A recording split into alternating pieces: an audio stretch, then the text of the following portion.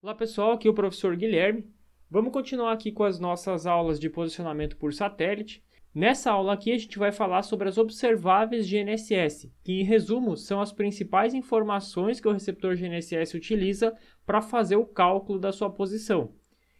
Então nesse assunto aqui a gente vai falar sobre pseudodistância e fase da onda portadora. Bom, para fazer o posicionamento GNSS, que é o ato de eu determinar a posição tridimensional do receptor, o equipamento precisa de duas informações: a distância do satélite até o receptor e a posição do satélite. A partir do momento que eu tiver essas informações vindo de 4 ou mais satélites, já é possível determinar a posição do receptor. O que a gente vai ver aqui é basicamente as duas formas que existem para se medir essa distância. A primeira seria medir o sinal bruto, que é o sinal da onda de rádio que está vindo do satélite, que é uma onda eletromagnética. E a outra, que é o que o smartphone utiliza, que é medir um sinal simplificado, degradado, a partir do sinal original, que no caso é a pseudodistância do código. Quando o receptor está recebendo os dados dos satélites, ele recebe também a informação que contém a posição dos satélites, que são as chamadas efemérides. A posição dos satélites é enviada junto no sinal e depois geralmente se tem um arquivo contendo essas distâncias e outro arquivo contendo os dados dos satélites. Na verdade não se mede diretamente a distância, se mede o tempo que o sinal demorou para sair do satélite e chegar até o receptor, que é o que está sendo representado ali por essa linha vermelha.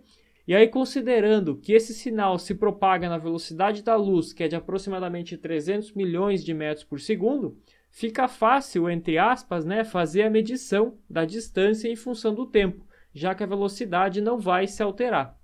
Bom, cada um dos sistemas GNSS que a gente já viu, ou seja, o GPS, o GLONASS, BeiDou, etc., cada um deles tem seus próprios sinais e eles não se repetem entre si. O GPS, até pouco tempo atrás, emitia somente L1 e L2. A partir de 2010, que ele passou a emitir também aquela frequência ali, a L5.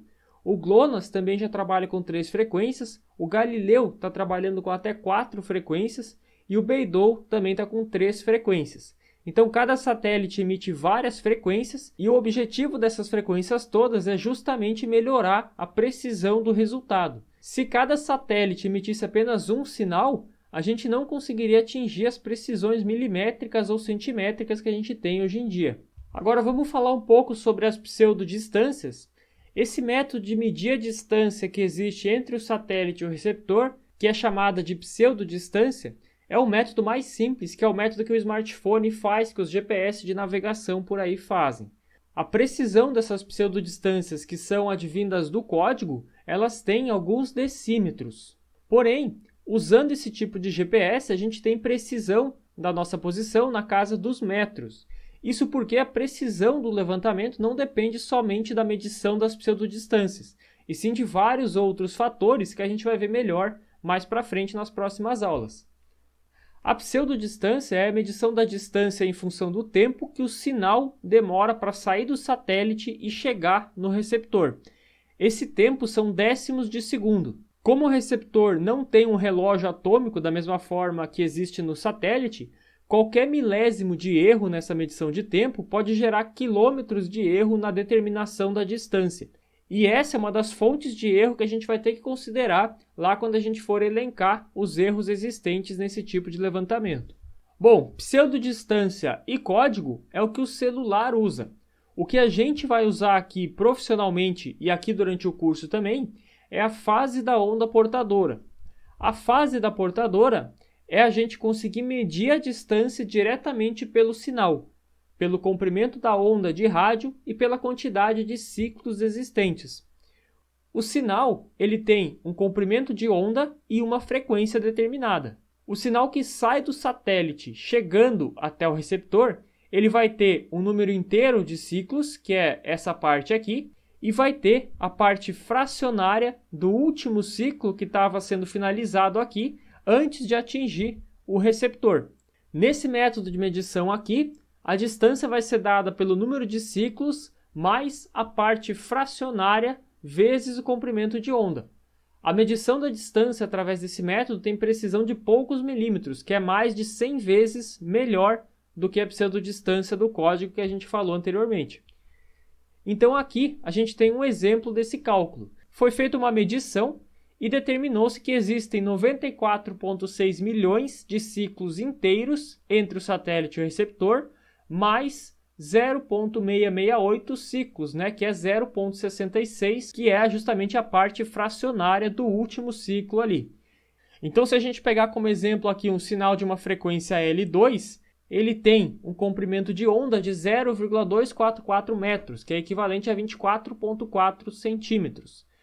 Então, a gente tendo esses dados aqui, a quantidade de ciclos inteiros e a quantidade de ciclos fracionários, e o tamanho exato de um comprimento de onda, a gente consegue fazer esse cálculo aqui, aplicar a quantidade de inteiros, a quantidade de fracionários, somar esses dois, e multiplicar isso aqui pelo tamanho de um comprimento de onda. E o resultado disso vai dar essa quantidade aqui de metros, em distância com precisão milimétrica aqui nessa medição. Isso aí é aproximadamente 23 mil quilômetros, nesse exemplo nosso aqui. A ideia é simples, o problema é o seguinte: quando a gente liga o receptor, a única parte que ele mede é a parte fracional, que é o que está em verde aí na figura. Ele não sabe o número inteiro ainda, que é toda essa parte em vermelho. Com o tempo, a partir da segunda época, ele começa a conseguir fazer a contagem de alguns ciclos inteiros mais aquele fracional, que é o que está sendo representado aí em azul claro na época 2. Porém, ele ainda não sabe qual o número de ciclos da primeira época que ele mediu, que é o que ele precisa para completar aquela quantidade total ali. Quando o receptor conseguir resolver esse número inteiro de ciclos que está faltando no cálculo, isso é chamado de solução das ambiguidades, que é o que acontece quando a gente está no campo e o receptor ou a coletora indica o que a gente tem solução fixa.